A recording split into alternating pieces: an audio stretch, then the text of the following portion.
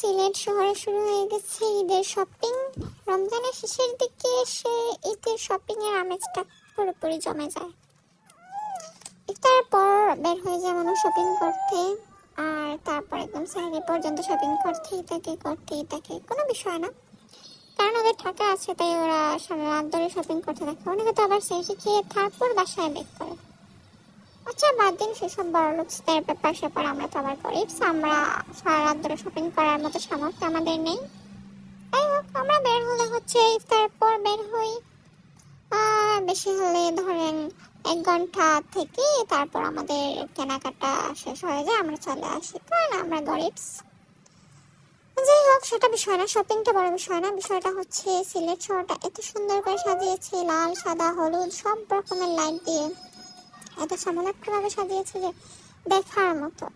তো অনেকে আবার বাসা থেকে বের হতে পারে না, তারা তো দেখতেও পারে না। যাই হোক, সেজন্যই আমি কিছু ভিডিও করে নিয়েছিলাম নিজ দায়িত্বের জন্য, সেটা আমার সোশ্যাল মিডিয়াতে আপলোড দিয়ে যারা বের হতে পারে না, দুঃখী অসহায় হতদরিদ্র মানুষদের দেখানোর জন্য, তারা যেন দেখতে পারে ঘরে বসে ঘুমিয়ে।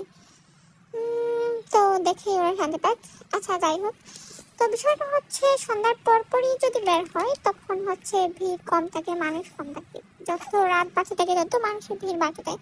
আর শেষের দিকে মানুষ খুব বেশি শপিং এ ব্যস্ত থাকে, কারণ জানেনই তো সিলেটটা হচ্ছে লন্ডনের শহর, এখানে বড় লোকরা থাকে। এখানে কিছু কুকুর আছে, ওরা মনে হয় শপিং এর জন্য বের হয়েছে, কিন্তু ওদের জামা কাপড় তো কোনো শপিং মলে নাই, তাই জন্য ওরা রাস্তা দাঁড়িয়ে আছে। সেটা বিষয় না, বিষয় তো কিছুই না। বিষয় হচ্ছে আমি বের হয়ে আমার খুব ভালো লাগছে। আমার আয়ান আছে সাথে, আয়ানের বাবা আয়ানকে কোলে নিয়ে ঘুরছে, লাইটিং দেখছি। কিন্তু দুঃখের বিষয় হচ্ছে আয়ান কি দেখবে, আয়ান যেখানে লাইটিং এর জায়গা সেখানে এসে ও ঘুমিয়ে যায়, ও আবার কি দেখবে। আর যেখানে অন্ধকার জায়গা সেখানে ও চুপ মেল তাকিয়ে দেখে, এটা কোনো কথা?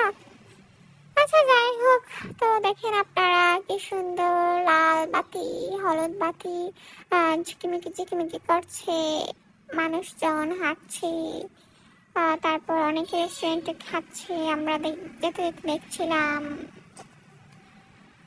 তো ঈদের সময় ঈদের আনন্দটা হচ্ছে শপিং এর কারণে বেশি বেড়ে যায়। আর কুরবানি ঈদে এতটা মানুষ এনজয় করে না যতটা এনজয় করে তারা রমজানের ঈদে, কারণ রোজা রেখে তারপর সারাদিন রোজা রেখে তারপরে মানুষ শপিং এর একটা আনন্দ নিয়ে বাইরে বের হয়, শপিং করি। যাদের টাকা আছে তাদের তো আনন্দ ডাবলের উপর ডাবল, আর যাদের টাকা কম তাদের আনন্দটা একটু কম, কারণ তারা তাদের মন মতো অনেক কিছু চাইলেও কিনতে পারে না। যাই হোক, সেদিকে আমরা না যাই, কারণ এগুলো বললে আবার শেষ হবে না, অনেকের টাকা সামর্থ্য নেই। বাদ দিন সেসব বিষয়। আমরা ঘুরছিলাম, ঘুরে দেখে এত ভালো লাগছিল, কিন্তু আগেই তো বলে দিয়েছি আমি হচ্ছে গরিব, সো আমার বাইরে বেশিক্ষণ থাকা বারণ, কারণ আমি চাইলেও এটা ওটা চোখে পড়লে কিনতে পারবো না, কারণ আমার টাকা নেই। সেই জন্য বেশিক্ষণ না থেকে আমরা কিছুক্ষণ থেকে ঘুরে দেখে চলে আসছিলাম বাসায় আসার পথে রাস্তার মাঝখানে আবার কিছু জায়গায় এত পরিমাণ ধুলো ছিল, নাকে মুখে চোখে সব দিকে ধুলো ঢুকেছে। আর সেটা বাসায় এসে আবার হাত মুখ ধুতে হবে ভালো করে, কারণ ধুলোগুলা খুবই জঘন্য লেভেলের, খুব বেশি ছিল দুটো রাস্তায়। যাই হোক, আমার কাছে মনে হয় যে আয়ানও খুব এনজয় করেছে, যদিও লাইটগুলো ও ভালো করে দেখেনি। আপনারা ভিডিওটা দেখে বলুন যে সিলেট শহরটা কেমন সাজিয়েছে, কেমন লাগছে দেখতে। এই যে একটা ভাইবস, রামাদান ভাইবস দিচ্ছে, এদের একটা এক্সাইটমেন্ট আপনাদের কাজ করছে কিনা, এই ভিডিও দেখে আপনাদের ভালো লাগছে কিনা সেটাও আপনারা জানান কমেন্ট করে।